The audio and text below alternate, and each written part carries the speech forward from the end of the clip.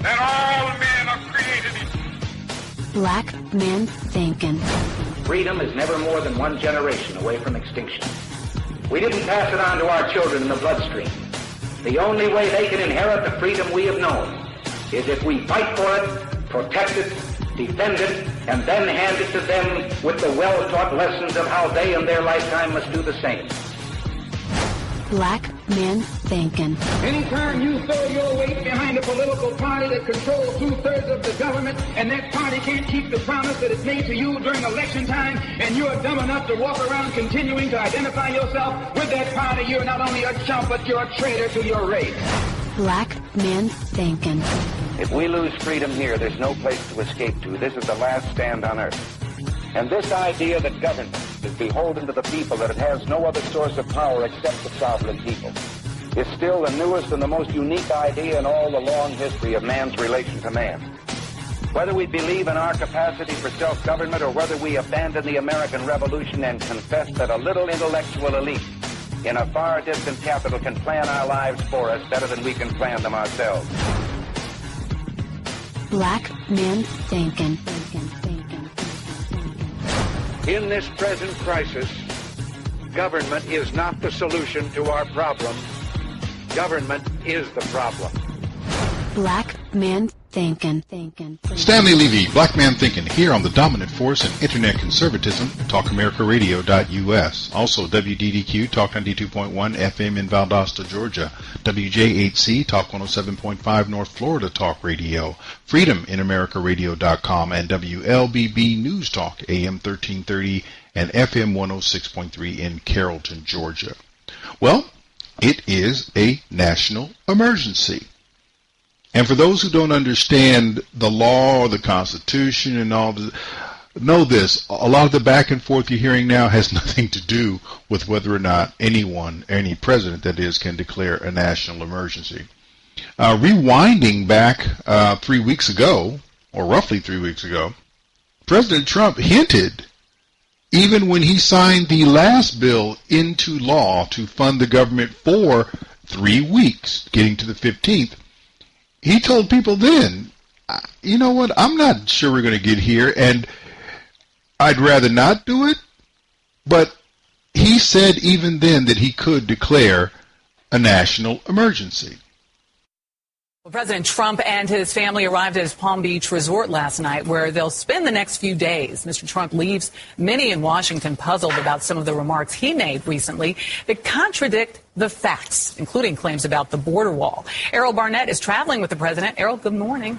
Good morning. With a fresh round of bipartisan negotiations having just begun, President Trump says he has no confidence that a compromise will be found before the deadline, which is now fewer than 2 weeks away, in which case the president says he is likely to declare a national emergency, something members of both parties oppose.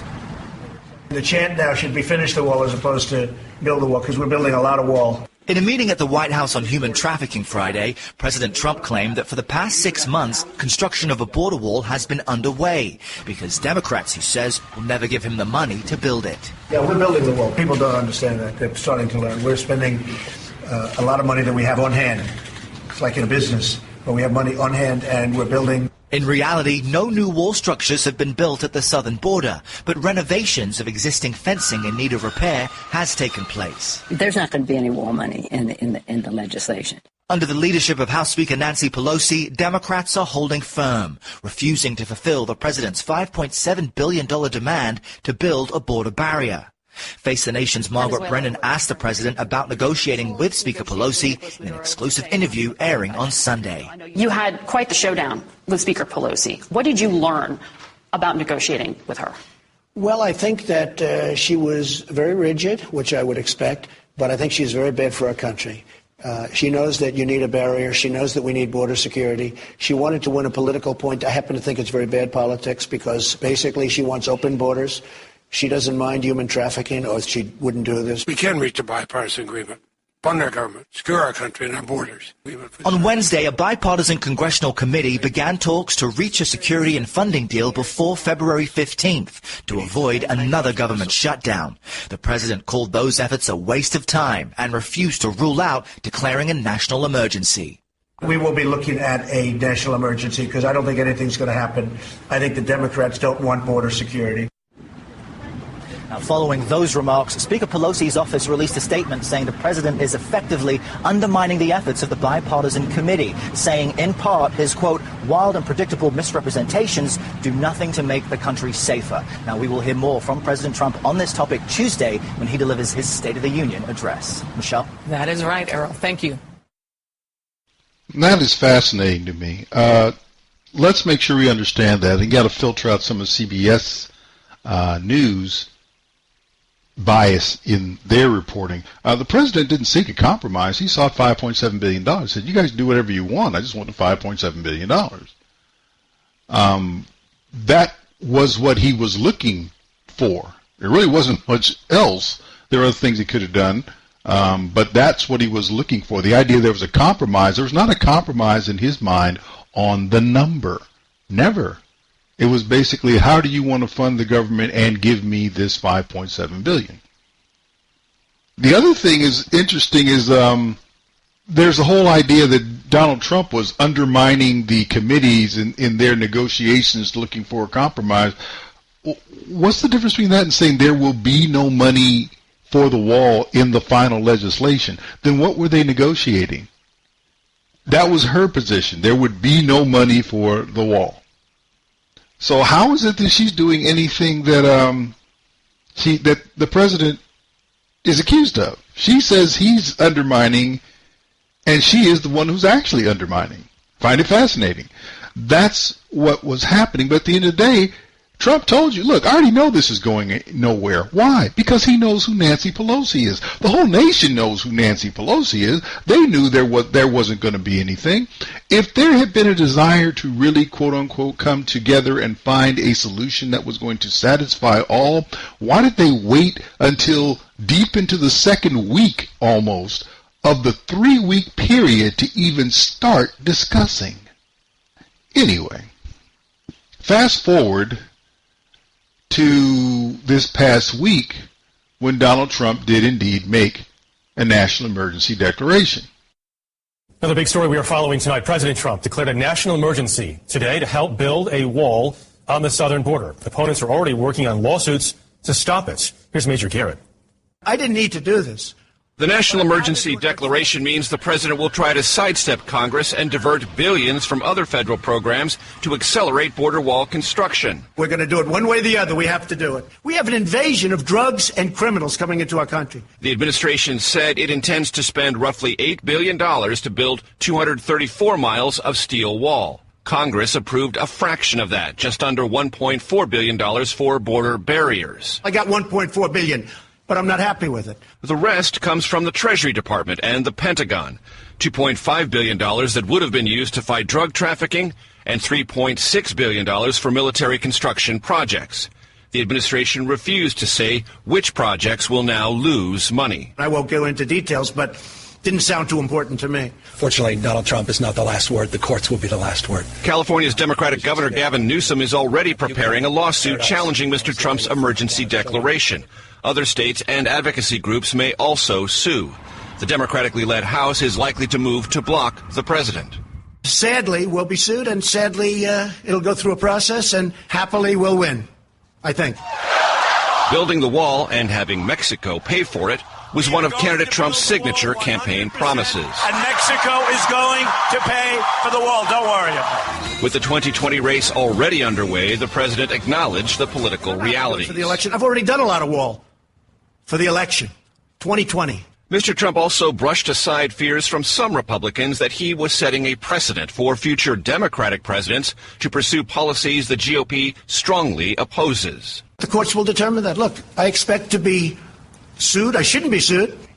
The president did not mention this today, but his emergency declaration also gives the Pentagon the power to call up and deploy the reserves to assist in border wall or border barrier construction. Now, no such order has been given, but the authority, pending legal challenges, now exists. Jeff? Major, thanks very much. There you have it.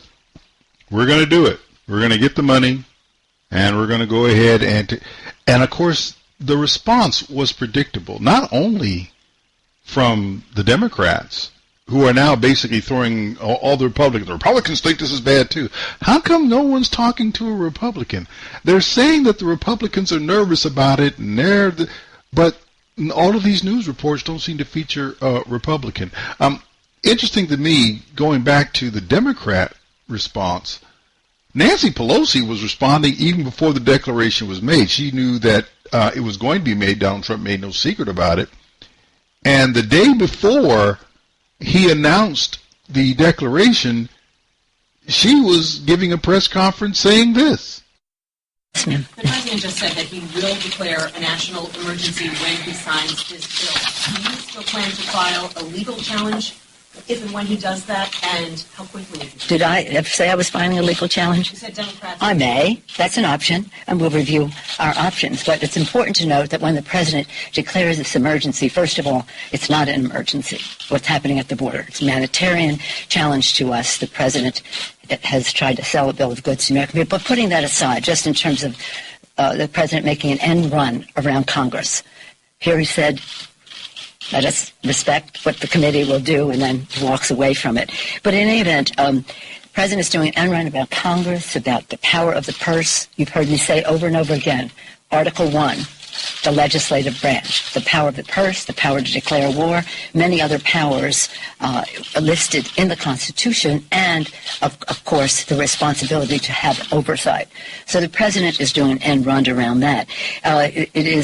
We will review our options. We'll be prepared to respond appropriately to it. I know the Republicans have some unease about it, no matter what they say, because if the president can declare an emergency on something that he has created as an emergency, an illusion that he wants to convey, just think of what a president with different values can present to the American people. You want to talk about a national emergency? Let's talk about today, the one-year anniversary of another manifestation of the epidemic of gun violence in America. That's a national emergency. Why don't you declare that emergency, Mr. President? I wish you would.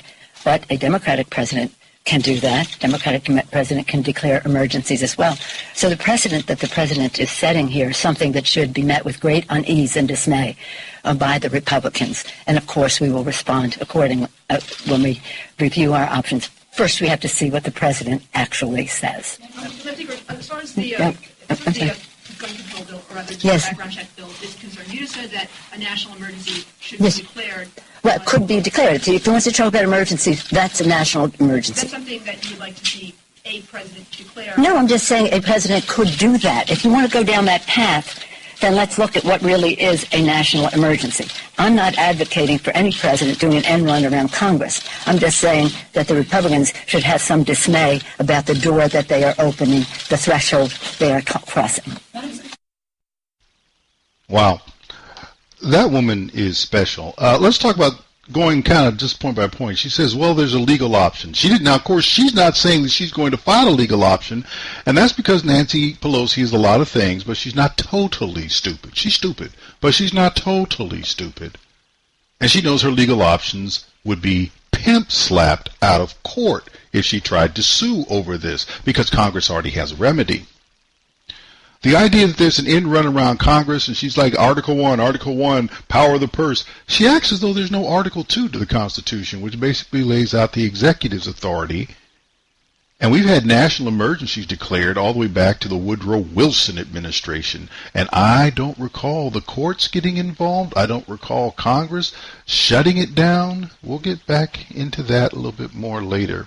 GOP unease. Despite what they may say, let's be clear about this. The Democrats are speaking about the GOP in absentia. I haven't heard the Republicans coming out in mass saying anything about this. As a matter of fact, Mitch McConnell was the one who was telling them, yeah, you can do this. You can declare a national emergency. Last time I looked, Mitch McConnell is in the Republican Party. And then she steps in it and then tries to get out. Well, if you do this, then another president could do something about gun control. That's a real national emergency. And then she gets called on it. Are you saying you want that? Oh, no, I'm not really saying I want that. Well, wait a minute. You just invited another president with different values to recognize what you consider to be a national emergency. But then when you're called on it, you say, I don't want anybody to do an end run around the Constitution. Really? This woman is something. But you have to remember, it's not just Democrats and certain members of the press. It's a full court press, as in U.S. press, against this president. Case in point, Fox News. Stephen Miller went on Fox News and had a nice little fireside chat with Mr. Wallace, Chris Wallace, on their Sunday program, and they kind of got into a back and forth about the Constitution of all things on Sunday morning on a talk show. Interesting. I know that you are a constitutional conservative, and you believe the Constitution should be interpreted as written, correct? Yes. Okay. Here's Article 1, Section 9, Clause 7 of the Constitution as written. No money shall be drawn from the Treasury but in consequence of appropriations made by law. Isn't what President Trump wants to do a clear violation of what the founders, of what James Madison talked about as giving Congress the power of the purse? No, because Congress in 1976 passed the National Emergencies Act and gave the president the authority, as a result of that, to invoke a national emergency in many different circumstances, but among them for the use of military construction funds. And that was the point I was making earlier, is that if the president were to say we're going to use military construction funds to, say, increase the perimeter around a base in Bagram, around a base in Syria, nobody would even say anything about it. We have 4,000 troops on the border right now, and as a result of that mission, they need to secure those areas where they're patrolling. But let's talk about national emergencies. National emergencies have been declared 59 times since 1976 when the law was passed, the National Emergencies Act. Can you point to a single instance, even one, where the president asked Congress for money, Congress refused to give him that money, and the president then invoked national emergency powers to get the money? Well, first of all, can you find one case? What you're missing, Chris, is that the national emergencies don't all have the same authorities and the same justification. I understand that, but there have been 59. Can you find one case like that? This authority specifically refers to the use of military construction funds. Other emergencies, for example, were declared. I mean, if you want to talk about military constructions, do you know how many times military construction has been invoked as a national emergency? That one was in twice. Right. Twice. Once by George H.W. Bush during the middle of the Gulf War, and the second time by George W. Bush right after 9/11. Chris, this is hardly comparable to either of those. Can you name one foreign threat in the world today, outside this country's borders, that currently kills more Americans than the threats crossing our southern border? You know, the joy of this is I get to ask you questions. The answer is no. But then answer my question. Can you name one case where a president has asked Congress for money, Congress has refused, and the president has then invoked national powers to get the money anyway? Well, this current situation... Just yes or no, sir? The current situation pertains specifically to the military construction authority. I'm just asking, has there been a single case where Congress asked for money for military construction, Congress said no, and he then... The meaning of the statute, Chris, is clear on its own terms. If you don't like the statute, or members of Congress don't like the statute... Would you agree the answer is no? There hasn't been a single case like this. The premise of your question is also false because Congress has appropriated money for construction of border barriers consistently. Well, that was enjoyable. But let's move on to what's really going on here. Simply put, the president can declare a national emergency. Any president can. And so long as Trump is president and he has the authority that every other president has had, then the wall's going to be built. You just have to deal with it. The Constitution supports a president's authority to declare and continue a national emergency. Matter of fact, the first one that we can find goes all the way back to Woodrow Wilson in 1917. And there are 31 national emergency declarations currently in effect. 32 now. Only 4 of them were by Donald Trump. Oh, wait a minute. This isn't his first national emergency declaration? Really? How come we're not talking about his other national emergency declarations? I mean, like in December of 2017, he issued one with respect to blocking the property of persons involved in serious human rights abuse or corruption. And he imposed sanctions on the Myanmar general for his role in persecuting Muslims in that country. Wow. September 12th of 2018, he declared another emergency with respect to imposing certain sanctions in the event of foreign interference in a U.S. election in an attempt to prevent any meddling with the midterms. And November of last year, he issued another national emergency declaration with respect to blocking the property of persons contributing to the situation in Nicaragua in response to the Ortega regime's systematic dismantling and undermining of democratic constitutions and the rule of law. How come we didn't have any outrage about that? Oh, was it because it wasn't part of a campaign promise he made that got him into the White House? Is that it? Wow. I find that fascinating. Now, the oldest one that's in effect right now goes all the way back to 1979. It was put in place by Jimmy Carter. Why is that still in effect? Wow. We'll get to that in a minute. A Senate investigation during the 93rd Congress, so you're talking 45, 46 years ago. They counted 470 federal law provisions by which a president might invoke a national emergency declaration. And then there was a 2005 Congressional Research Service report that put that number around 500. Let me make this real clear for you. Presidents have wide and legal latitude within which to invoke their emergency powers. And a national emergency, that declaration can last for decades.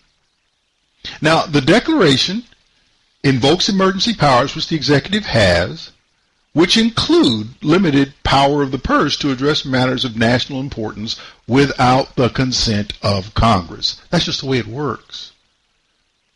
And that went on all the way from the inception of this country all the way up to 1976. Because in 1976, Congress enacted, and the president signed, it was Ford, the National Emergencies Act. And now that act still doesn't require a president to ask the permission of Congress to do anything, including declare a national emergency. However, there were some checks put in place so this thing wouldn't just go crazy. And so the National Emergencies Act, or the NEA, allows national emergencies. It doesn't prevent them from going into effect, but they can only stay in effect, one, if the president doesn't expressly terminate the declaration. If the president says it's no longer an emergency, then the emergency is done. Number two, the president has to renew the declaration annually. That is why Jimmy Carter's declaration from 1979 is still around. Ever since then, every president every year has renewed that emergency declaration. Every year. Number three, and this is where Congress comes in, and this is why Nancy Pelosi backtracked and was non-committal about legal action. Congress can pass a joint resolution, has to be passed by both houses of Congress, just like any other law, and that can rescind a national emergency declaration. Of course, there's two caveats. It's just like any other law. One, the president has to sign it. And if you think the president's going to sign this one, you may have another think coming. And of course, just like any other law, if you can't get the president to sign it, you can override his veto with a 2/3 majority in both houses of Congress. So if Congress decides to come in and say they don't like this declaration, let me tell you what the court is going to say. So where's your joint resolution? Well, we couldn't pass one. Oh, okay, so why are you here? The law is already clear for you. And Gavin Newsom out in California talking nonsense about, oh, the courts are going to decide this. He doesn't have standing. He doesn't have standing to rescind a national emergency declaration. None of the states do. It's very clear what has to happen here. So let me make this real clear. Trump can declare a national emergency and fund the border wall at whatever level he can responsibly extract, and that's his determination, out of other appropriated funds, whatever level he can find. He's already said he's going to do it at $8 billion. And he can do that indefinitely with hundreds of federal law provisions that he can reference to support his actions. And unless Nancy Pelosi can find 290 votes in the House and Schumer can get together with Mitch McConnell and come up with 67 votes in the Senate, then the only thing they're going to do in D.C., everybody who's upset about the declaration, they're going to watch dollars in D.C. turn into wall parks in the southwestern United States. So she threatened the lawsuit, but she's not, trust me, I don't think that's going to happen. Besides, what would be the basis of her case? I won the midterms, and so the president loses his constitutional authority. Is that going to fly? I don't think so. So Nancy Pelosi and the Democrats, they've lost on this issue 3 times. They lost not when Article 1 of the Constitution was written, but when Article 2 of the Constitution, along with the rest of it, was ratified back in 1788. She lost again when Congress enacted the NEA, which told her what her responses were, what is her recourse, and she knows she doesn't have that. And she lost the 3rd time when Trump gave up working with her. He said, I'm not going to do it anymore because you guys aren't going anywhere in 2019. Let's be clear about this. This is a nothing. Donald Trump has issued 3 other declarations, and nobody said a word. It's not about the fact that he issued a declaration. It's about the fact that he issued this one. It's about the fact that Nancy Pelosi thought she had won, only to find out that she had not won, because Donald Trump is smarter than she is, even though she's been in D.C. forever. So she's going to scream, she's going to holler, and all the other Democrats. And the thing that is most distressing to me is the high level of ignorance among the American people who are progressive or left-leaning, particularly those who are progressive and left-leaning, who actually think that there's anything abnormal about what this president has done. Barack Obama issued 10 of these things, including one involving Libya, after his Secretary of Defense said we had no vital interest in that area. He's over there issuing national emergency declarations involving Gaddafi. Stop letting folks play you. The wall's going to get built as long as this emergency declaration stays in place. There are 3 ways to get rid of it. And that 3rd way, which is the only recourse Congress has, Nancy Pelosi has, she knows she doesn't have that type of horsepower. Stanley, Levy, Black Man Thinking. We'll be back right after this.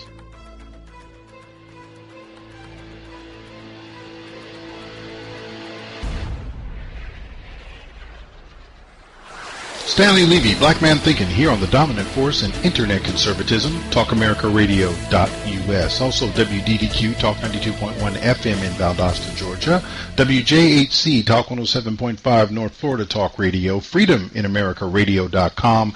And WLBB News Talk, AM 1330 and FM 106.3 in Carrollton, Georgia. Well, the trail is still not necessarily cold in Virginia. They're still trying to find a way to get somebody to resign, either the governor, the lieutenant governor, or the attorney general.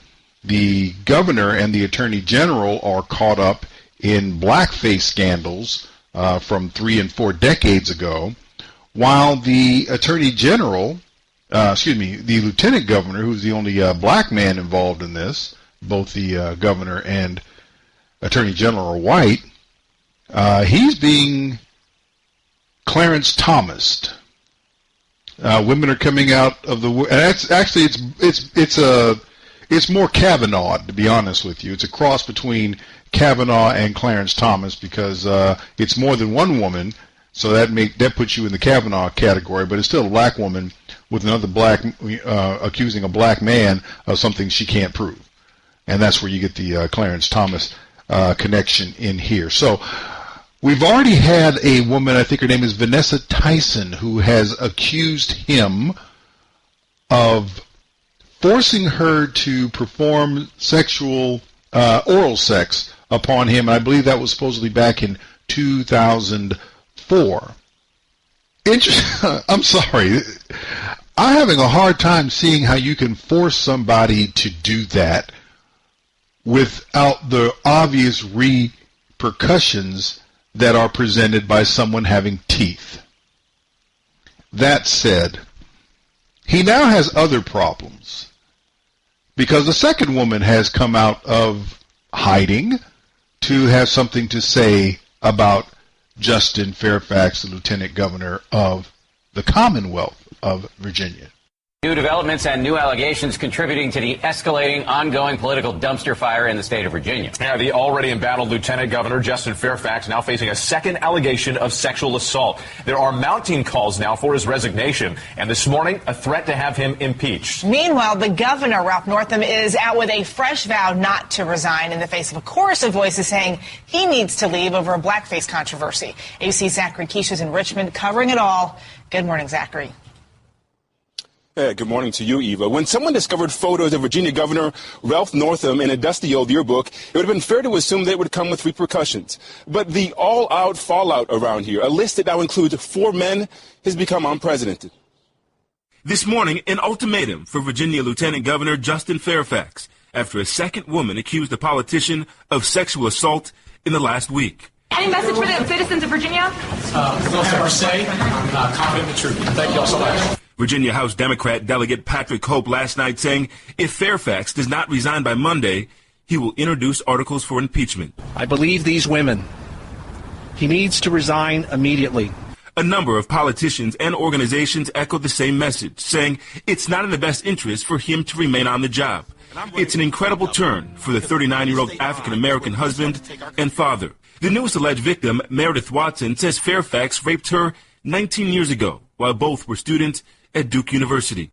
Speaking to Good Morning America this morning, her lawyer says she also has documents which we have made public, an email in May of 2016 and Facebook posts later in 2016 and 17, in which she clearly says Justin Fairfax raped me. But Fairfax releasing a statement saying, I deny this latest unsubstantiated allegation. It is demonstrably false. I have never forced myself on anyone ever. Earlier this week, Vanessa Tyson, a college professor, said Fairfax forced her to perform oral sex back in 2004. Fairfax has outright denied the allegations, telling reporters, this is one of the most blatant examples of a smear. Just a week ago, Fairfax was viewed as Governor Ralph Northam's replacement to lead the Commonwealth after this 1984 yearbook photo showing 2 people, one in a KKK hood and the other wearing blackface, drew loud calls for his resignation. It's not me, and it was horrific. And the fact that it was on my page was just unacceptable. The governor adamant he's not going anywhere. In a memo sent to state employees on Friday and obtained by ABC, Northam wrote, you have placed your trust in me to lead Virginia forward, and I plan to do that. The turmoil leaving many Virginians wondering what's next after the third official in line, Attorney General Mark Herring, also acknowledged he wore blackface. I do need to note these are Ms. Watson's claims. We have no corroborating evidence at this time. Now, happening here in Richmond this weekend, lawmakers are home, but we do not anticipate that it will be quiet around here. Eva, Whit? You went through all that to get to the last part of it. Meredith Watson, who is the second accuser's name, there is no corroborating evidence. The same can be said for Vanessa Tyson, the first accused. There is no corroborating evidence. As a matter of fact, she's on her way to talk to law enforcement in Massachusetts because the statute of limitations on what she's alleging is 15 years and it would expire this summer. Yeah. So I have two women alleging criminal activity against a man of a sexual nature, and there's not one corroborating shred of evidence as the statute of limitations starts to run out. That's not suspicious to anyone, I imagine. And now, CBS, and to be honest with you, this is starting to go cold, because that report I just played for you is from the 9th of February. And now on the 11th of February, CBS, trying to keep this thing alive, brought in the Washington Post, no friend of conservatives, even though Justin Fairfax may be a lot of things, but he's not a conservative. They're also no friend of men,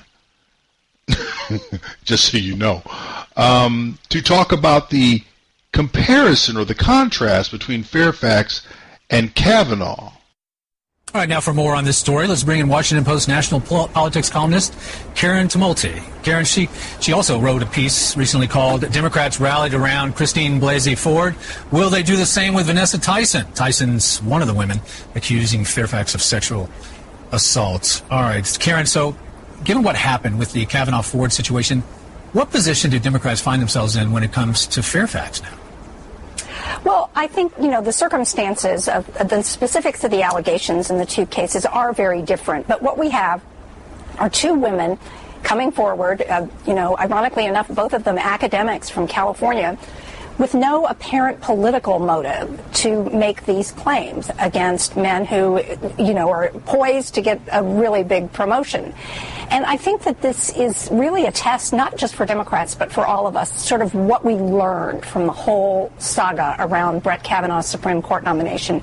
And I think that the one thing we did learn is that women, when they come forward like this, it's a very difficult thing to do, and that we really owe them sort of a respectful hearing of their claims. I mean, we may decide ultimately that we don't believe them. We may decide that these are not disqualifiers for the people they are accusing.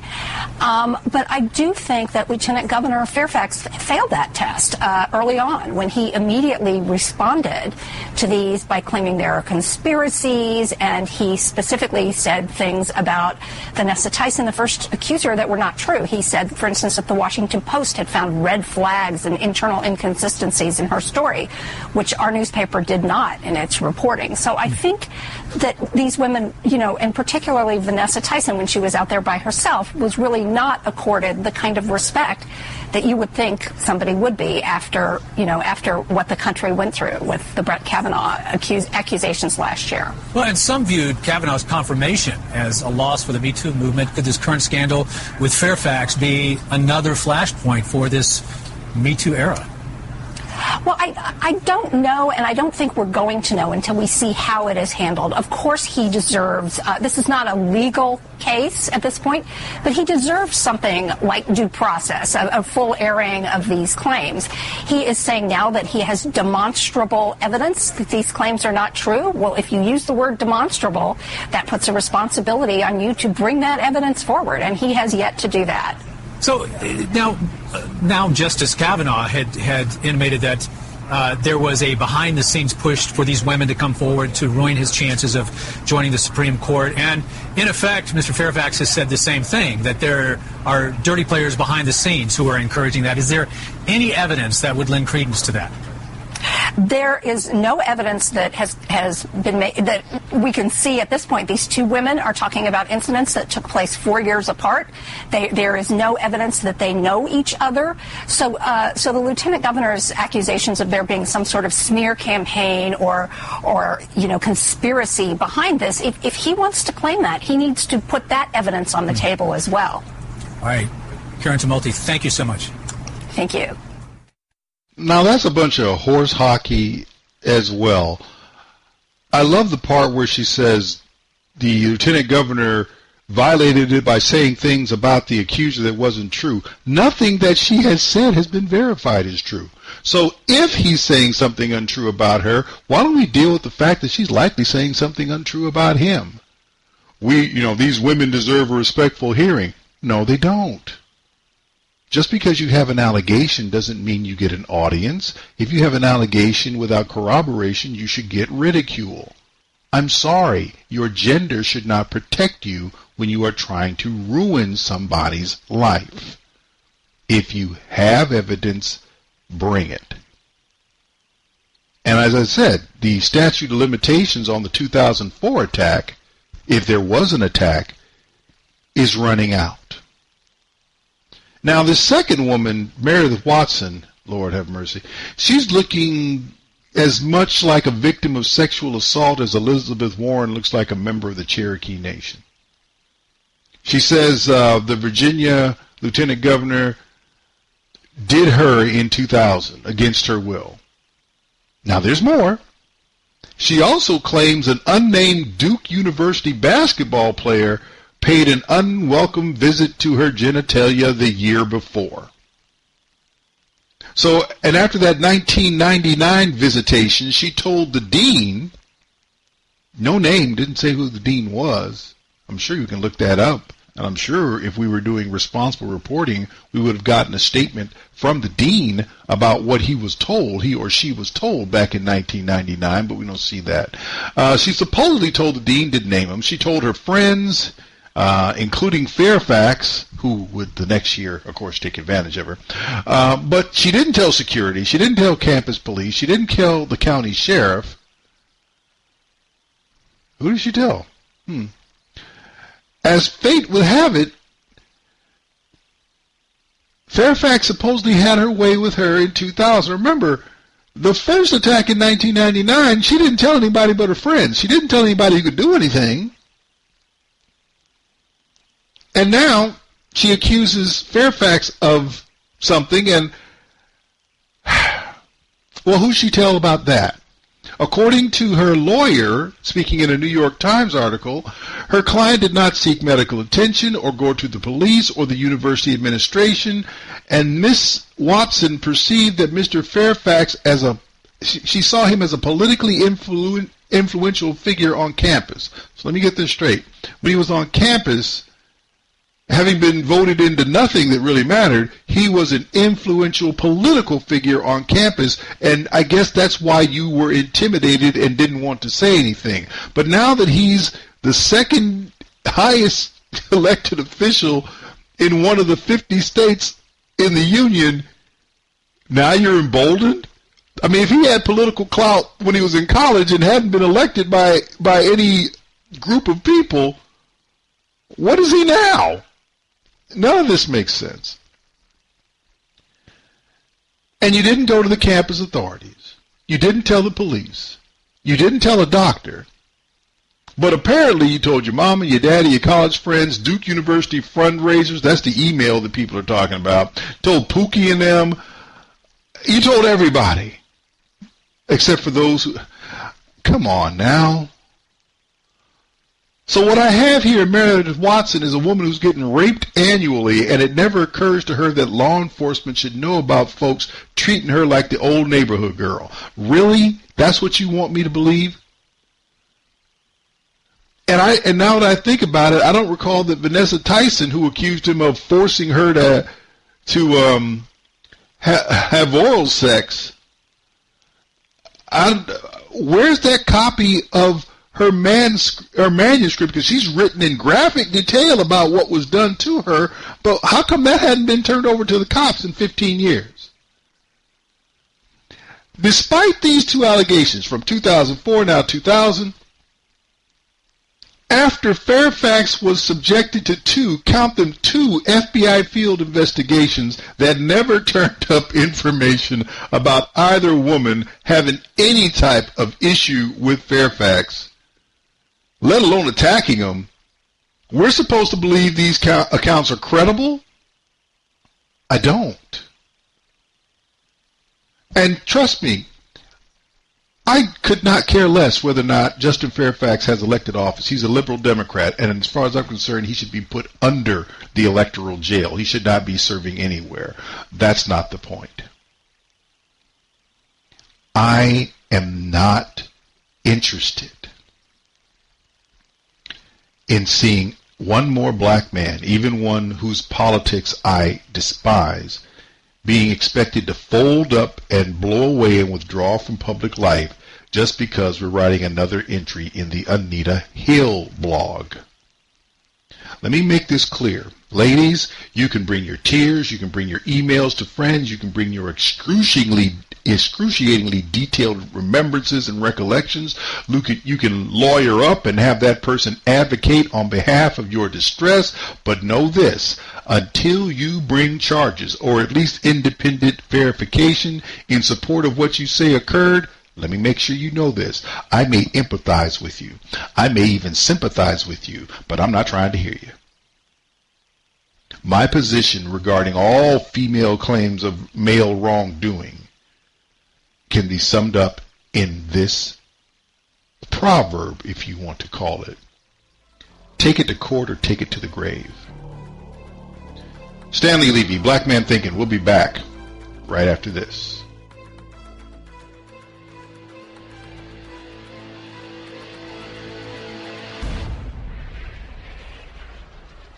Stanley Levy, Black Man Thinkin', here on the dominant force in internet conservatism, TalkAmericaRadio.us, also WDDQ, Talk 92.1 FM in Valdosta, Georgia, WJHC, Talk 107.5 North Florida Talk Radio, FreedomInAmericaRadio.com, and WLBB News Talk AM 1330 and FM 106.3 in Carrollton, Georgia. Final segment of this first hour. Well, Amazon tells New York City no thanks. And this is good information if you're actually someone who is about the cause of liberty. Let me tell you why. First of all, CBS reported on the Amazon pullout on the 15th of February in this regard. There is mixed reaction this morning to Amazon's decision to cancel a multi-billion-dollar plan for a second headquarters right here in New York City. The company abruptly announced it's pulling out after growing opposition from some lawmakers, union leaders, and activists. David Begnaud is in the Long Island City neighborhood of Queens, where the headquarters would have been based. David, good morning. Intense reactions and feelings on both sides on this one. You're right about that, Gail. Good morning. So that's Manhattan behind me, and right across the East River here in Long Island City, right there at the edge of the water, is where Amazon was going to put their new headquarters, not just another facility, but a headquarters. Look, a majority of the polls showed that most New Yorkers supported Amazon coming, but there were politicians and activists who opposed it loudly. And at the end of the day, they won. Amazon walked away from the deal. There wasn't a shred of dialogue. Out of nowhere, they just took their ball and went home. New York City's Mayor Bill de Blasio says a senior Amazon executive broke the news to him over the phone on Thursday. The company would not reconsider its decision to ditch plans for a roughly $2.5 billion New York City headquarters. All we asked was that they be a good neighbor and be part of the community, and clearly they weren't ready to do that. Demonstrators who for months raised concerns about the project celebrated near the site where Amazon planned to build. We are reclaiming our economy and our democracy. Supporters applauded the deal's 25,000 expected jobs, workforce training, and nearly $30 billion in estimated revenue over 25 years. Critics, however, worried about the rising housing costs and Amazon's opposition to labor groups and over $3 billion in tax breaks. Congresswoman Alexandria Ocasio-Cortez represents the district that borders the proposed site. We could hire out more teachers. We can fix our subways. Ocasio-Cortez and other political leaders, including President Trump, have criticized Amazon for not paying enough in taxes. This year, the company will reportedly pay $0 in federal taxes on more than $11 billion in profits. In a statement, Amazon blamed politicians who will not work with us to build the type of relationships that are required to go forward with the project. Some local business owners, like Frank Raphael, say the company offered to work with the community. They were coming to meetings, they were speaking, and they really were trying to do the right thing. Frank was the only person here yesterday who actually was for the plan. Everybody else was against it, who gathered to celebrate. Amazon says they're not reopening the search to find another location. They were going to open another headquarters in Virginia. They will continue with that, and another facility in Nashville. Listen, John, if you believe the polls that a majority of people wanted this, what happened yesterday was an example of a minority group, a small group with a loud voice, taking on $1 trillion giant and winning. That's right, David. It's a David and Goliath story. Thanks so much, David. It's not a David and Goliath story. It is an American versus progressive story, and the Americans allowed the progressives to win. It's that simple. The majority of people in New York wanted the headquarters to be located there. The majority of Democrats, 56 to 37, wanted them there. Andrew Cuomo was not happy to hear that Amazon was pulling out and was taking Democrat politicians to task because of this. Because you don't let people who have that much money relocate to other places if they're looking to be with you. Well, what about the taxes they don't pay? Who cares? They're going to bring more money into the city, and you're going to get tax revenue anyway. If you basically set Amazon at zero taxes, you'd be fine. Back to the complainers. The minority of the folks complaining, guess who public enemy number one would have been? Amazon officially announced it will not be building an additional headquarters in New York.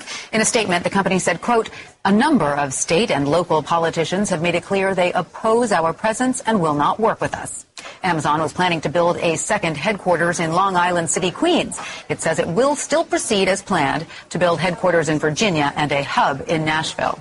Democratic Congresswoman Alexandria Ocasio-Cortez was a fierce critic of Amazon coming to New York. She called the news today incredible.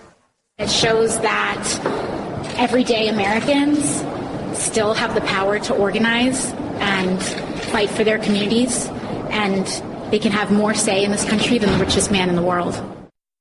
What it actually shows is that a bunch of yahoos who are left of center can override the majority of opinion of Americans and cost their community tremendous economic opportunities. And as long as you allow people who are left of center to have any real political power, this will continue to happen. Nashville is happy. Virginia, wherever they're building in Virginia, they are ecstatic. New York lost out. It's going to happen a lot more because New York is already facing tax revenue shortfalls, and this would have helped, but they're not going to get that help anymore. Personally, I'm ecstatic about it. I think it's wonderful that New York suffers. Not because I hate New Yorkers, but because I hate Democrat politicians, and they are the ones who run that state. And until that changes, I do not want New York to succeed. If you want, as soon as they get back to reasoned, which means getting Democrats out of elected office, I would be the largest fan of New York that you could imagine. Right now, I just want to see them fall because they have made a choice and there are consequences to all of those. I'm going to turn this over to my good friend Ron Edwards, and after that we'll be back with hour 2 of Black Man Thinkin'. The United States of America is at an important crossroads. Hopefully, the road she ultimately chooses is life. Hello, I'm Ron Edwards. On today's page from the Edwards Notebook, the United States has been called the land of the free and home of the brave. But in order for the United States to remain free, she must once again be a nation that seeks the moral high ground, which includes providential guidance and wisdom. The unique American experiment, or constitutionally limited republic, can only remain successful as long as we strive to live by and teach our children to work to maintain our unalienable rights through proper self-governance and being ever vigilant against government efforts to thwart our liberties through indoctrination in government schools, overzealous wealth confiscation, and reestablish the traditional family as an important pillar of society. Also, America cannot expect to remain a republic of life, liberty, and the pursuit of happiness if she continues to promote the death of unborn and newborn babies. America, you are at an important crossroads. I would that you choose life. If not, forget about it. I'm Ron Edwards. Join me Fridays at 1 p.m. Pacific, 4 p.m. Eastern on AmericaMatters.us and 12 a.m. Sundays on Talk America Radio Network. Ron Edwards, the new voice of America. Sponsored by the Tri-County Liberty Coalition. I have a dream. One day, this nation will rise up, live out the true meaning of its creed. We hold these truths to be self-evident, that all men are created equal. Black Man Thinkin'.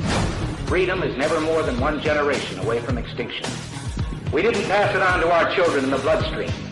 The only way they can inherit the freedom we have known is if we fight for it, protect it, defend it, and then hand it to them with the well-taught lessons of how they in their lifetime must do the same. Black Man Thinkin. Anytime you throw your weight behind a political party that controls 2/3 of the government, and that party can't keep the promise that it made to you during election time, and you are dumb enough to walk around continuing to identify yourself with that party, you're not only a chump, but you're a traitor to your race. Black Man Thinkin.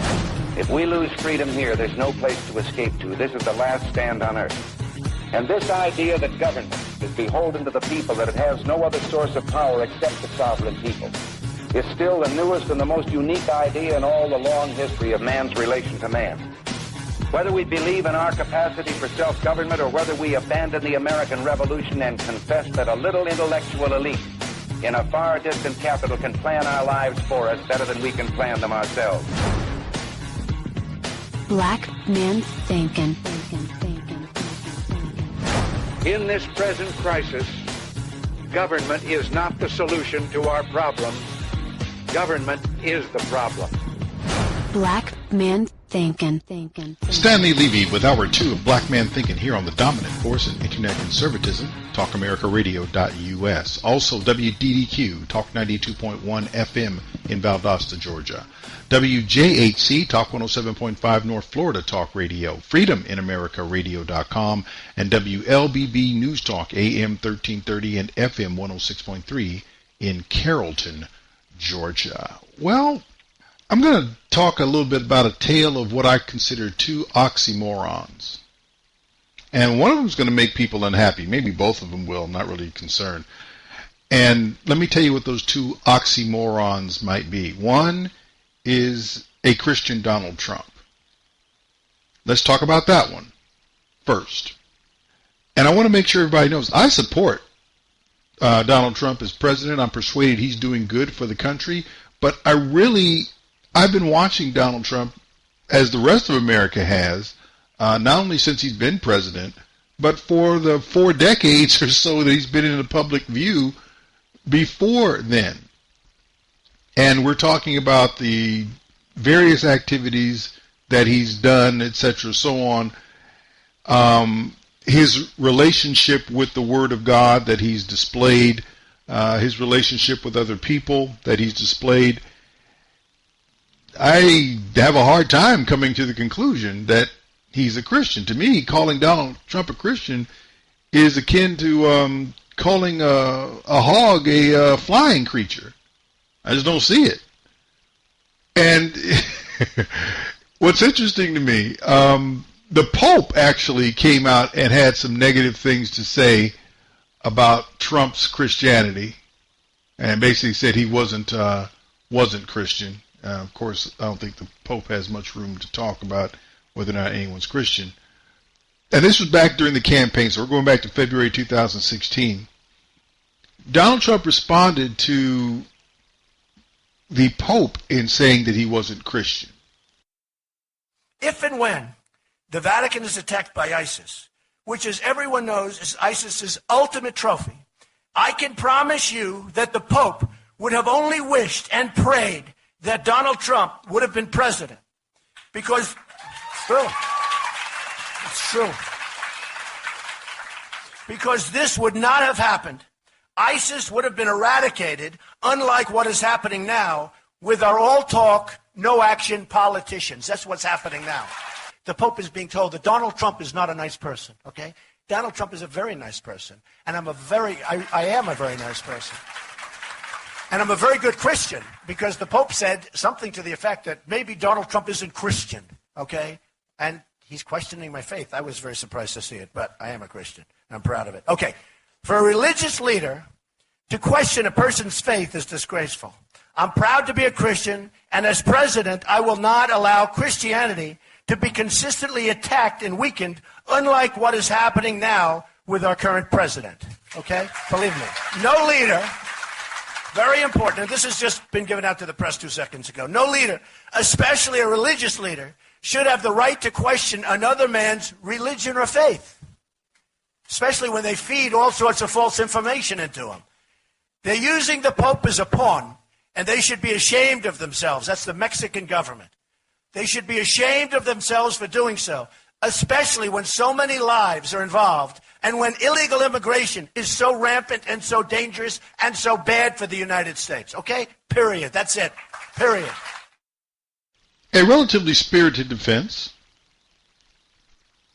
but that is no, like I said, having the Pope call anyone not Christian, I mean, that's like a bass telling a trout that it can't fly. I mean, it really doesn't mean anything. Now, one thing he said during that exchange or during that response that I find quite credible and more supportive of his claim that he may be a Christian, when he says he's a nice person, he really is.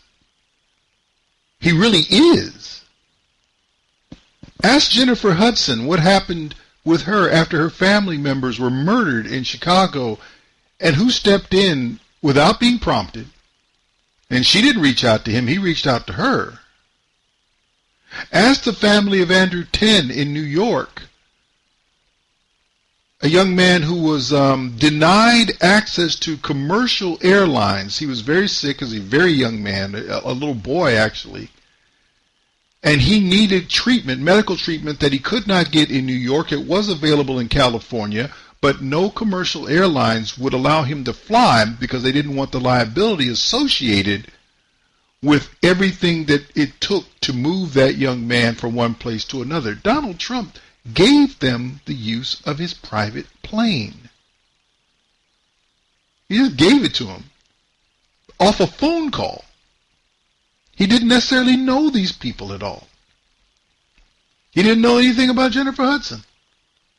So I don't have any problem with the idea that Trump is a nice man. Matter of fact, I would defend Donald Trump, and I don't normally defend people about anything, but if someone wants to say he's not a nice man, I can peel off those two and a few other instances where Donald Trump seems to go out of his way to do something for people to whom he is not beholding.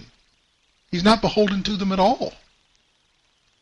And he does so in such a way that would actually put most people who actually claim to be Christian to shame.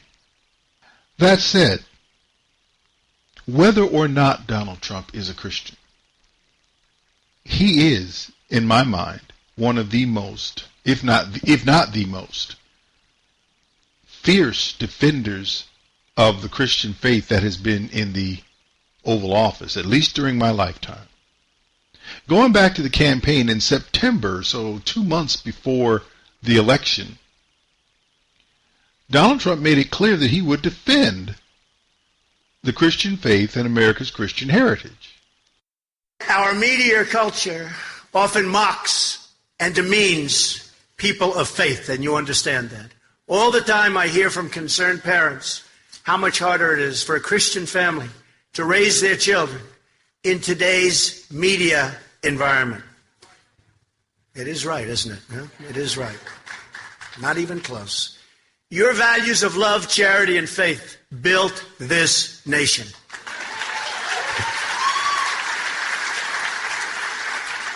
So how can it be that our media treats people of faith so poorly?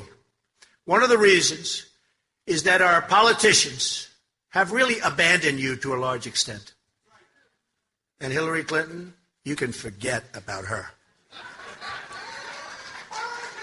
So let me state this right up front. A Trump administration, our Christian heritage, will be cherished, protected, defended like you've never seen before.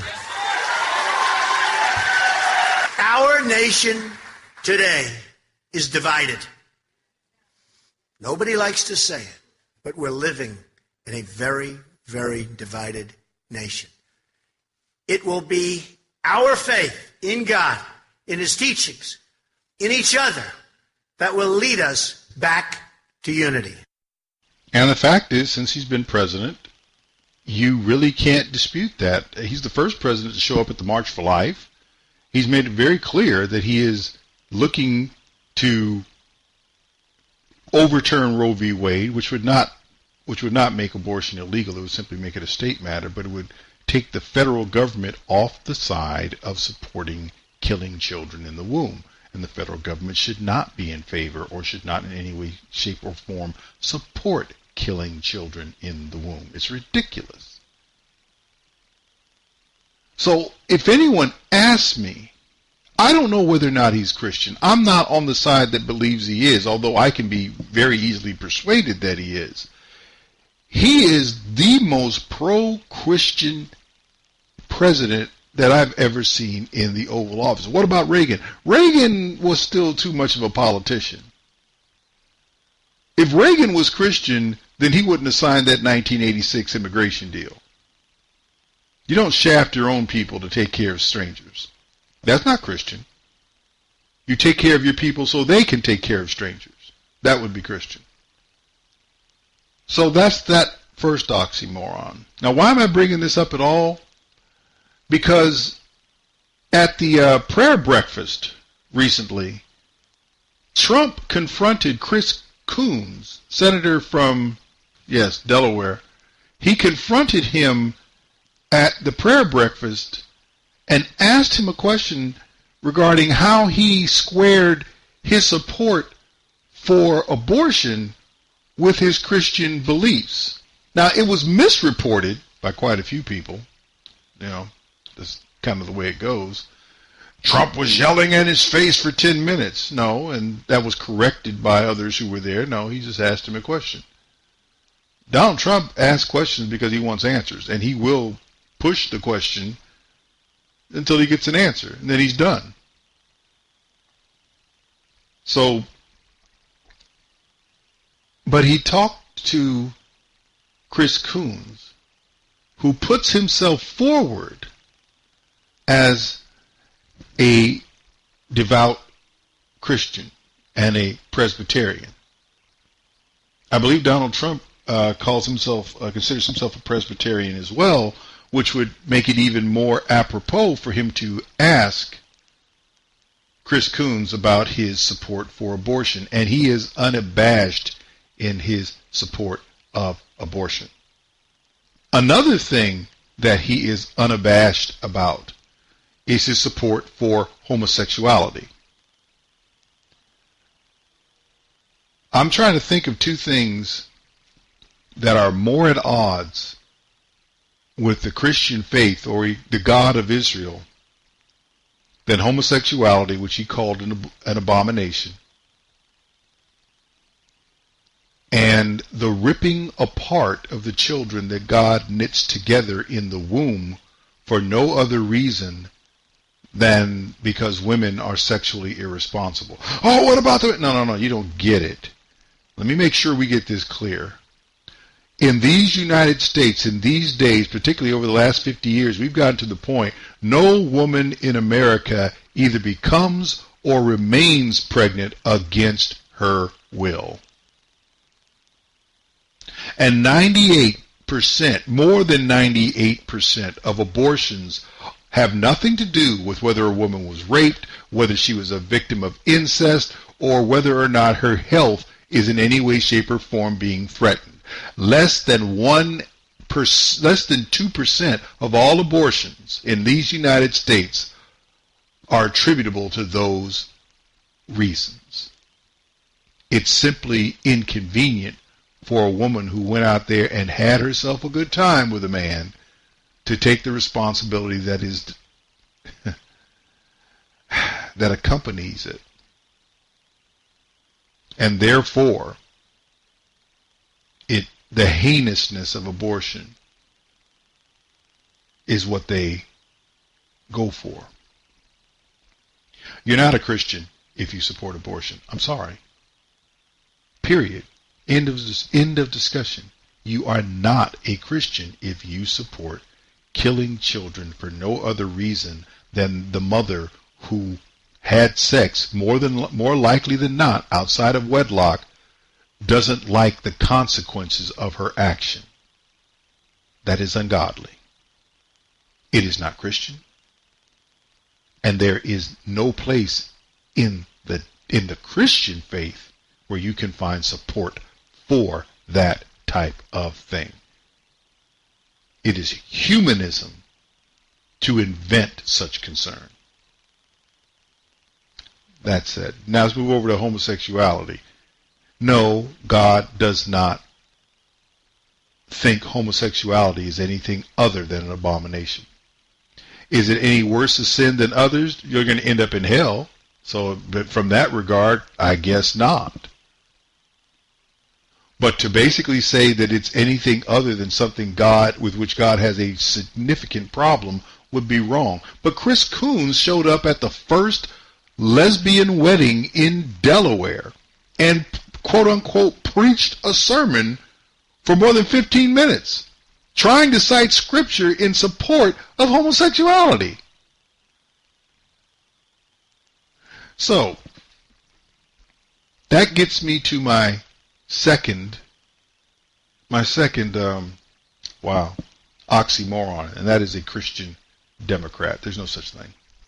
What the heck is that? Because my Bible says a man cannot serve two masters, and there are no two different masters than the Word of God and Democrat Party policy. If God is your master, then you can't support the anti-liberty stances of Democrats, and you especially cannot support or condone killing children in the womb. Now, if the Democrat Party is your master, and it is the master of those who earn their living and reputation by seeking to legislate according to its dictates, then you and Christianity have nothing to do with each other. I don't care if you pray. I don't care if you go to church. I don't care what you do. You can put up all the window dressing that you like. You can put as much lipstick on that pig as you want. It doesn't change anything. There is very little difference between elected Democrats calling themselves Christian and the 1976 male Olympic decathlon gold medalist calling himself a woman. Certain things they don't work. And when all is said and done, Scripture remains true. You shall know them by their fruit. Trump's possibly non-Christian fruit has been a lack of animosity toward and honestly unabashed support for positions favored by Christians and the Christian church. Whether or not he's a Christian, he is on record and his policies are clear that the Christian faith is something that he respects. That's something he believes should be protected. So when everyone comes to me, what about his 3 divorces and what about his business dealings and this, that, and my response is, and what am I supposed to do with the fact that he's not trying to take Catholics or other people who name religion as their motivation for how they want to live their lives and or run their businesses? He's not dragging them into court trying to get them to denounce their faith in the interest of the public good. He's not doing that. Matter of fact, he's supporting people in the exercise of their faith. Not just the Christian faith, but since there really wasn't any pushback on anybody exercising any other faith in this country, you can only protect what's being attacked. Conversely, you have Chris Coons and other Democrats. Their fruit has done what to support the exercise of faith over the dictates of government? The government wants it to be okay for women to kill children in the womb, and Chris Coons stands up for the killing and not for the sanctity of the life that God has created. He doesn't do that.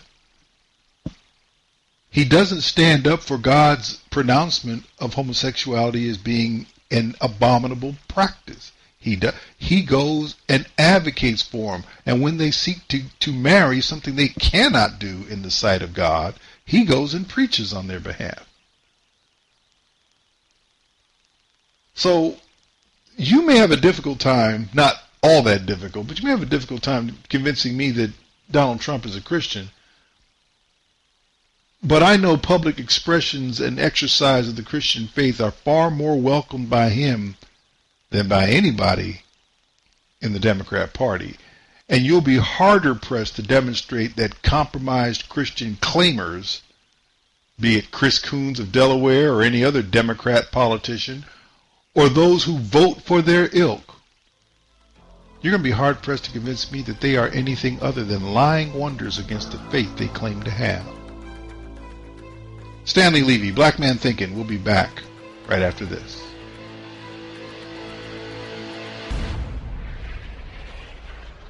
Stanley Levy, Black Man Thinkin', here on the dominant force in internet conservatism, TalkAmericaRadio.us. Also, WDDQ, Talk 92.1 FM in Valdosta, Georgia, WJHC, Talk 107.5 North Florida Talk Radio, Freedom in AmericaRadio.com, and WLBB News Talk, AM 1330 and FM 106.3 in Carrollton, Georgia. Well, the NFL finally settled with one of its worst quarterbacks of the last 5 years, and that would be Colin Kaepernick.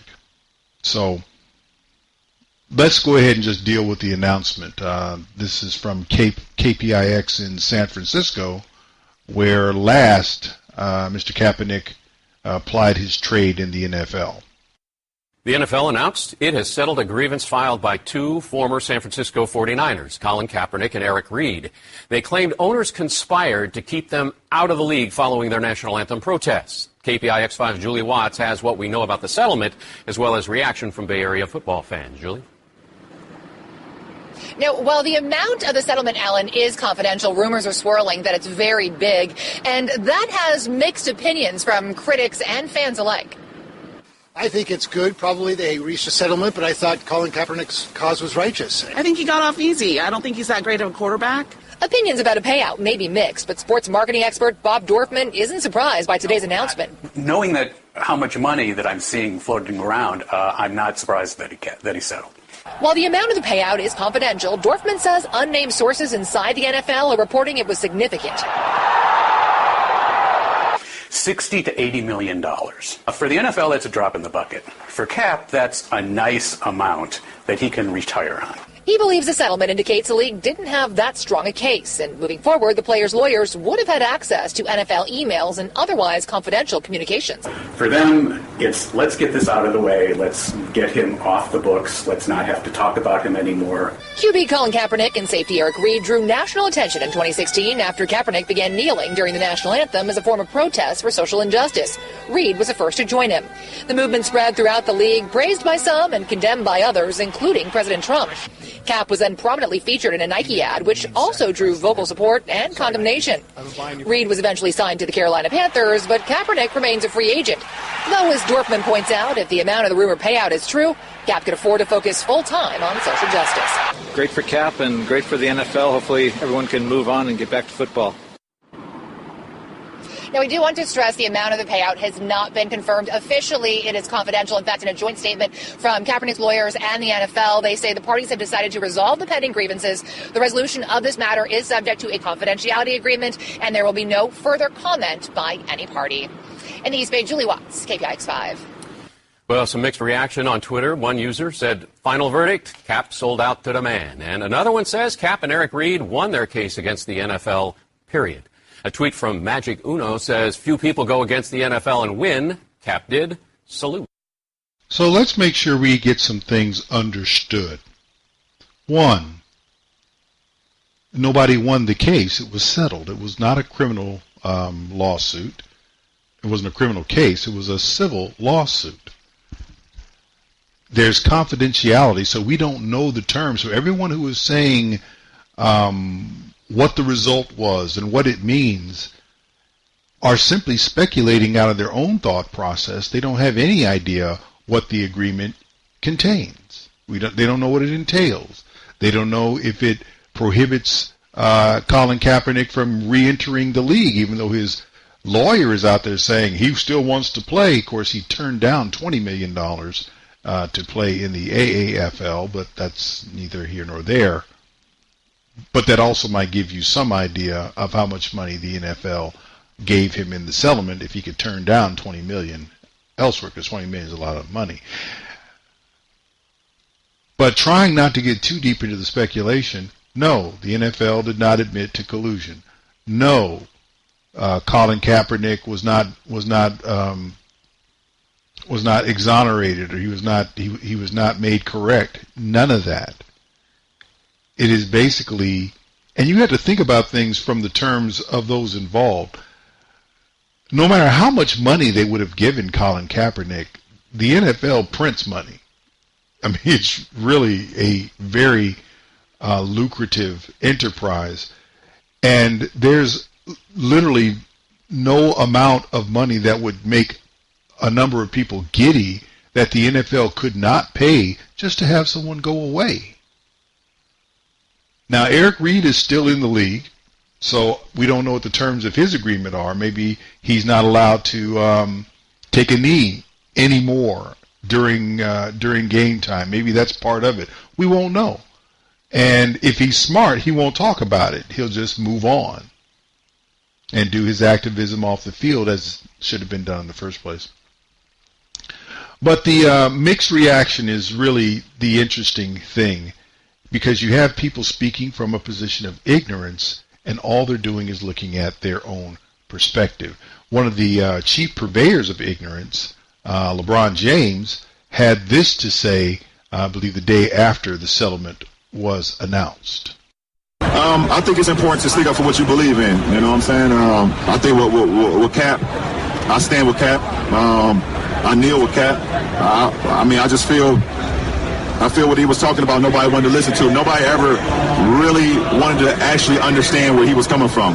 You know, and, you know, I think that anybody that would sacrifice their livelihood for the better of all of us, you know, I can respect that, and he's done that. I mean, you got a guy who basically lost his job because he wanted to stand for something that was more than just him. And so I'm happy to see the news come out yesterday that he won his suit. I hope it's a hell of a lot of money that can set not only him up, but set his family up, set his grandkids up for the rest of their lives. And I hope that you know, the word of what he did will live on throughout American history, but also world history, because it's important for all of us, not only African Americans, but for everybody that want to stand up for something that's more important than them. And what was it that he stood up for, LeBron? It was bigger than him. It was more important than him. What was it? This is what I mean. It has nothing to do with what he stood for. What he stood for was empirically inaccurate.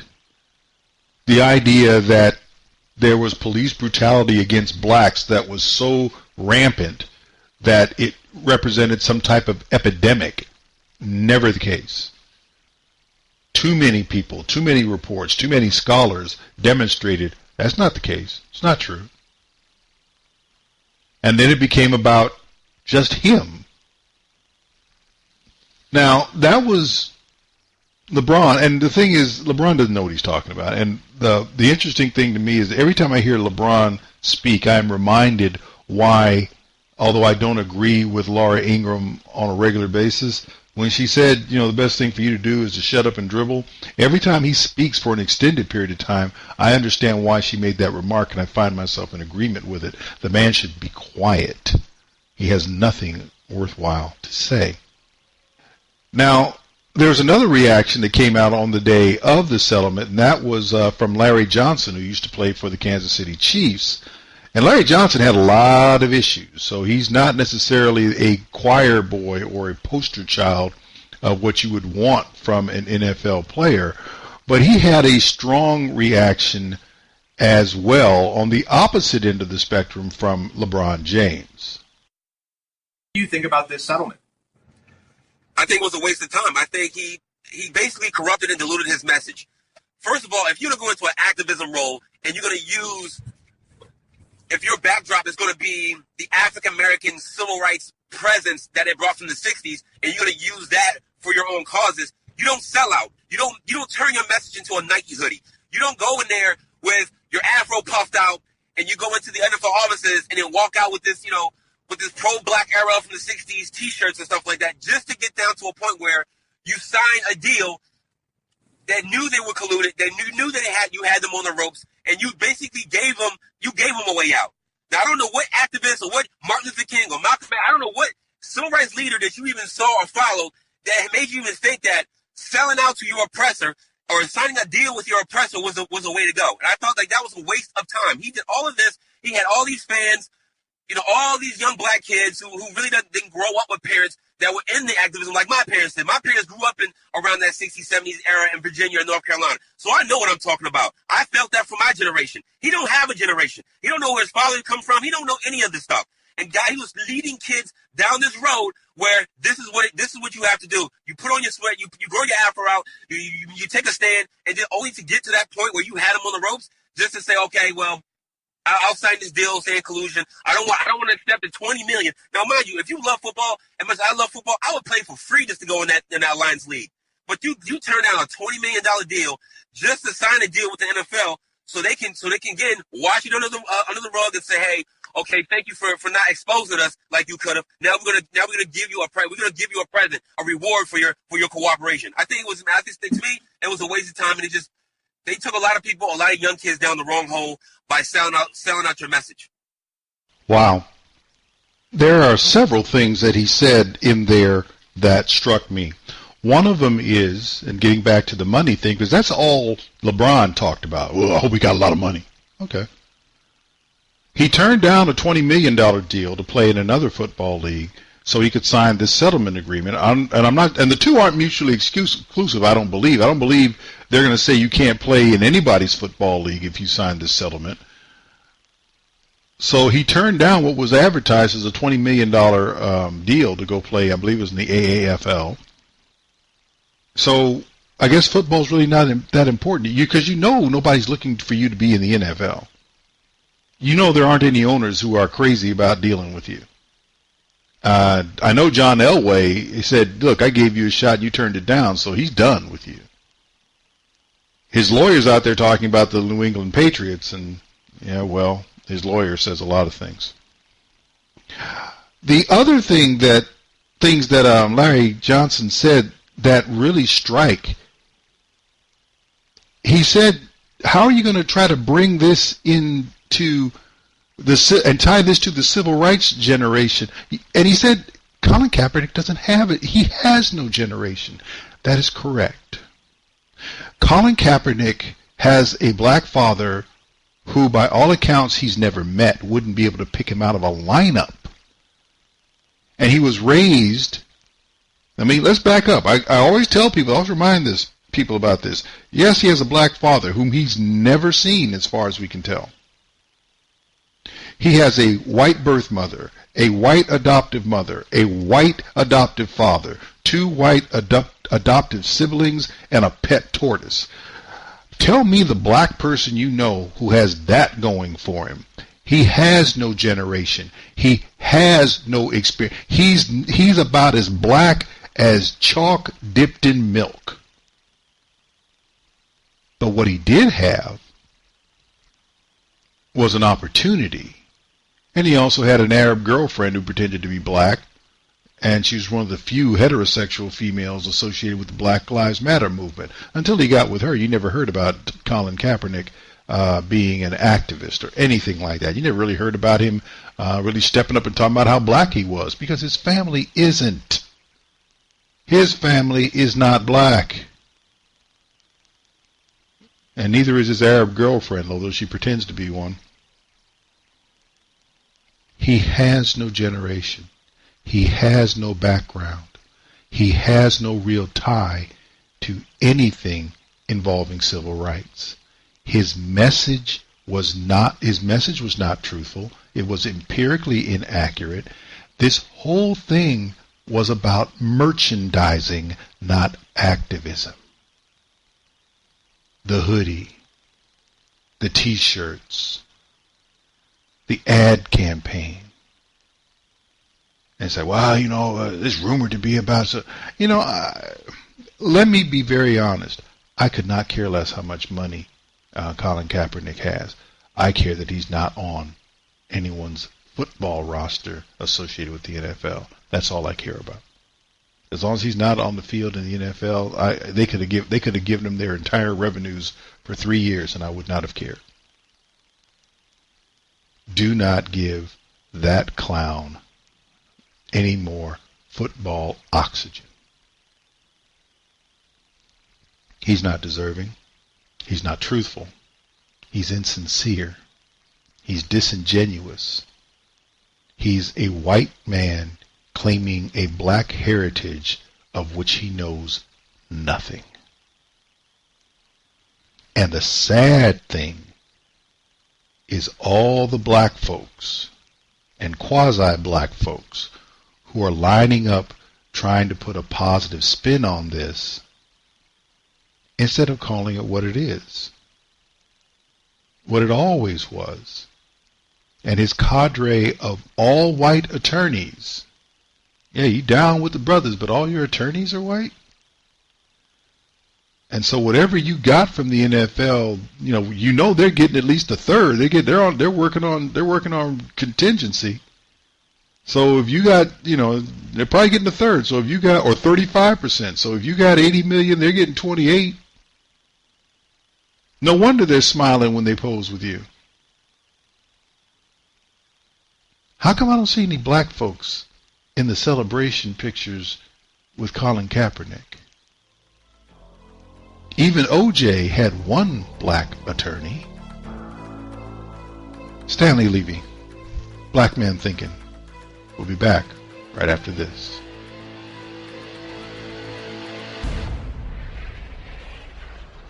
Stanley Levy, Black Man Thinking, here on the dominant force in internet conservatism, TalkAmericaRadio.us. Also WDDQ, Talk 92.1 FM in Valdosta, Georgia, WJHC, Talk 107.5 North Florida Talk Radio, FreedomInAmericaRadio.com, and WLBB News Talk, AM 1330 and FM 106.3. Final segment of the show. The Jussie Smollett dish of crow is served, and it is cold. So let's recap before we get into this, shall we? I believe it was back on the 29th of January. It was a Tuesday in Chicago at 2 a.m. And we got reports of this, and TMZ was all over it. I got to give it to them. They were all over this stuff. They didn't miss anything. And here's what they had to report on January 30th. Empire's Jussie Smollett, claiming he was viciously beaten by two men who put a noose around his neck and covered him in bleach in what would be, quite clearly, a racist and homophobic hate crime. Jussie was in Chicago last night, and around 2 a.m. he went out to get some food. He walked into a Subway, and when he walked out of the store, there were two white men in ski masks. One yells, "Aren't you that gay slur, Empire N-word?" They jumped him, broke ribs, they poured bleach on him, put a noose around his neck. Jussie fights back, and as the attackers flee, we're told they screamed, "This is MAGA country," and then Jussie walked himself to the hospital. The one thing we don't know is whether they were following him. They had to be. They have the bleach, they have the noose. It's premeditated. Was it premeditated against Jussie specifically, or were they looking for anybody who's black or gay? They shoot Empire in Chicago. And 8 days ago at the Fox Studios in Chicago, they got a letter addressed to Jussie saying, "You will die black gay slur," with a childish drawing of a lynching and a scrawled return address that just said MAGA. Can't say with certainty that it's connected to the beating, but here's the fact. Jussie is not just an actor.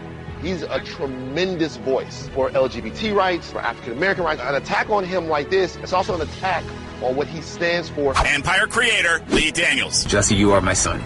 We are united on a united front. And no racist can come in and do the things that they did to you. I have seen a lot of hate crimes in my day, but in 2019, a noose around somebody's neck, I don't know. It's just, ew. No words for it. The only good news, Jussie should be okay, at least physically.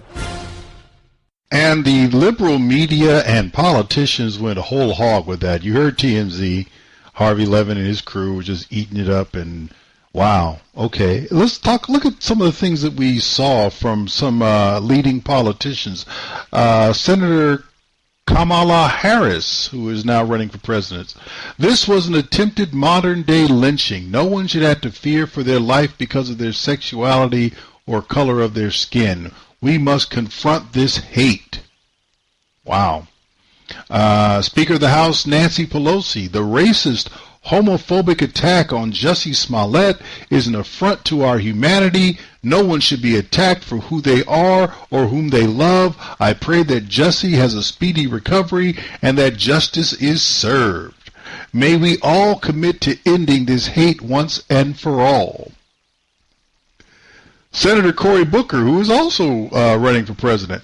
This vicious attack on actor Jussie Smollett was an attempted modern-day lynching. I'm glad he's safe, Booker said. To those in Congress who don't feel the urgency to pass our anti-lynching bill designating lynching as a federal hate crime, I urge you to pay attention. Now, Maxine Waters basically stood up there and blamed Donald Trump, saying that he's encouraging people. He emboldens people to act this way. Yeah, okay.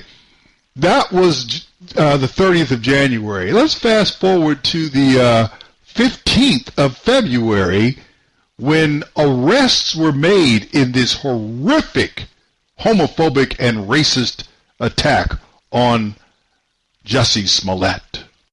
Police say the two men in this surveillance photo have been arrested as suspects in connection with the alleged attack on Jussie Smollett.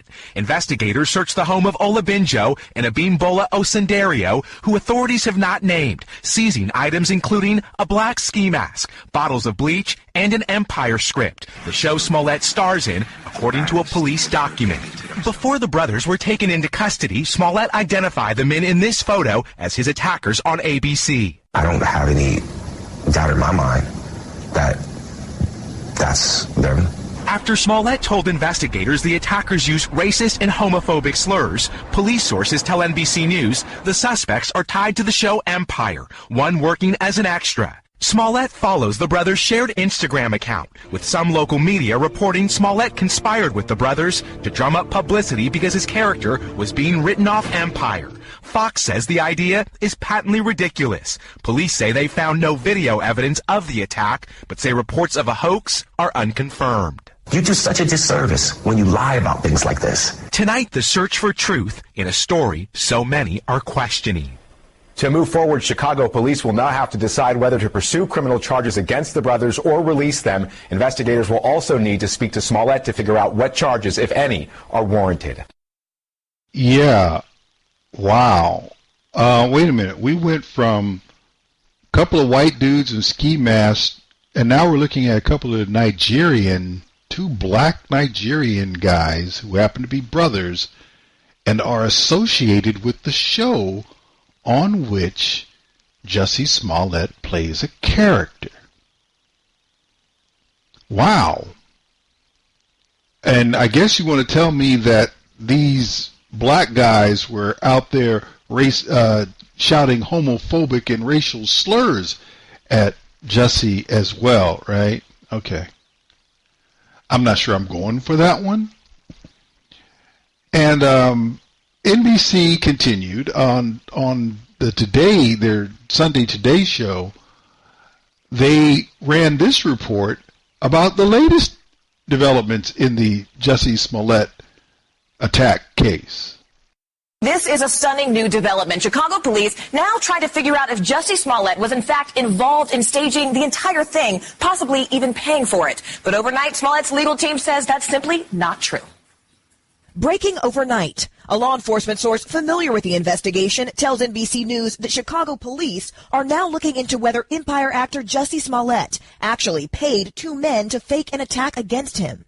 The Chicago police confirming in a statement that new information has in fact shifted the trajectory of the investigation. Smollett's attorneys furious, saying he has now been further victimized by claims attributed to these alleged perpetrators that Jussie played a role in his own attack. Nothing is further from the truth, and anyone claiming otherwise is lying. The release of grainy surveillance photos from the night of the alleged attack, raising questions that Smollett addressed in an interview with ABC News. I don't have any doubt in my mind that that's them. Smollett stood by his story, even as the case has faced growing scrutiny. He said, "This MAGA country punches me right in the face." So I punched it back. I noticed the rope around my neck and I started screaming. That rope, NBC News has learned, was purchased at a hardware store by the two men involved in the alleged attack. The two men are brothers, and Smollett follows their shared Instagram account.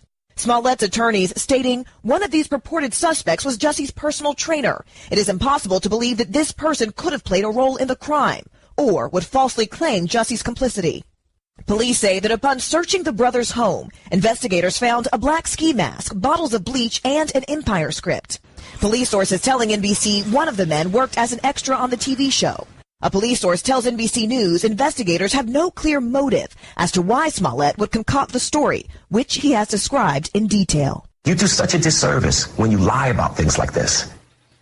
A law enforcement source tells NBC News that those two brothers who are no longer suspects have agreed to fully cooperate with Chicago police. Now, Smollett and his attorneys say the actor will continue to cooperate but will not respond to unnamed sources inside of that investigation. Now, law enforcement officials say they're seeking a follow-up interview with the Empire star. By the way, those two Nigerian brothers who were detained, and in whose apartment they found a script, they found bleach, they found ski masks, and they've confirmed that the rope that was found around Jussie Smollett's neck, they bought it at a hardware store. Those two men are no longer in police custody. They have been released and they will not be charged. So, when we had Lee Daniels, "You are my son. Your son's a lying sack of crap." When we had Taraji P. Henson, he's nothing but love. He has a love of lying. He was always lying. When he stood up on a stage and talked about how he was going to heal from what? Because you lied about the attack. No one was, unless Nigeria has become MAGA country, I don't know. Every person who believed this story was someone that is intellectually dishonest, ideologically twisted. There was no reason to ever believe it. There's as much reason to believe that Jussie Smollett was attacked as it is to believe that Justin Fairfax did anything to the two women who are accusing him. Now, they have yet to produce anything except their word. Jussie Smollett not only couldn't produce his word, but when the investigation started, all the evidence points to him. You want to know what one of my big things was when I saw this? The city of Chicago is the most surveilled city in these United States. There are 30,000, count them, 30,000 surveillance cameras operated by the city government in the city of Chicago. Those cameras could see the grainy figures walking around. Those cameras saw him coming out of the subway. Those cameras saw him going into his apartment with the rope around his neck. But those cameras never saw anybody kicking a bone out of his backside, because it didn't happen. What he said happened didn't happen. Broken ribs? What broken ribs? Even he says his ribs weren't broken or cracked or anything like that. But see, that's what happens when you get the media involved in a lie, because all of this is trying to push the rhetoric and to push the narrative that homosexuals are under such attack in this country. That ain't true.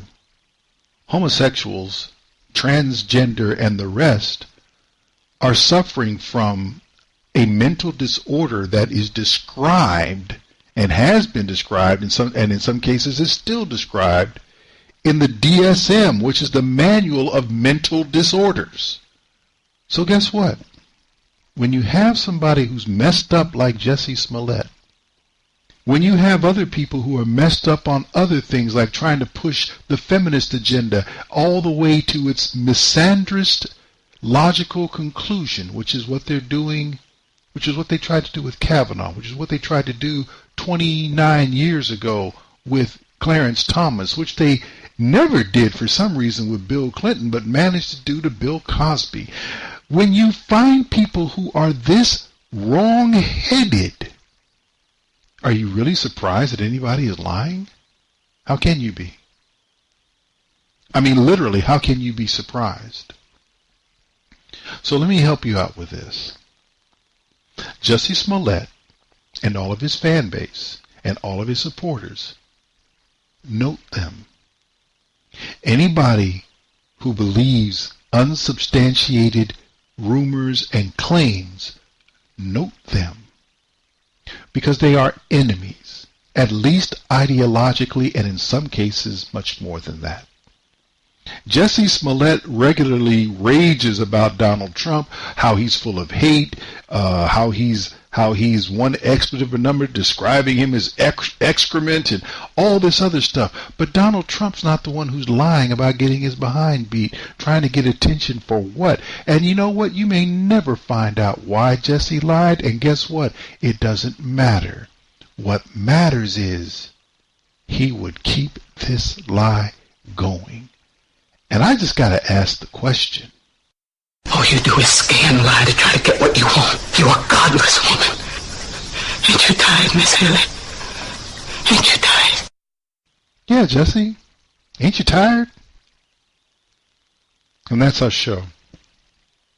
You really got to get it in your head that people are actively trying to gaslight you into abandoning the American ethic, the American ideal, the American creed, and everything that represents what remains the greatest country ever to be formed on this planet. And their reasons have nothing to do with Donald Trump. They hate liberty and they don't want you to have it.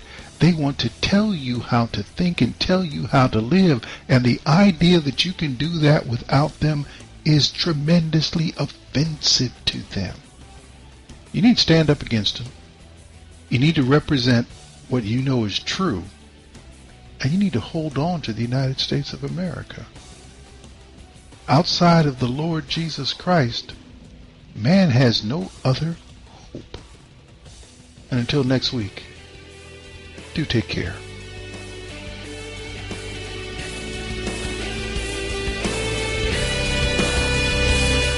You've been listening to Black Man Thinkin' with your host, Stan Levy. Join Stan midnight to 2 a.m. That's late Monday night into early Tuesday morning. And find him on the web at Black Man Thinkin' without the G. That's blackmanthinkin.com.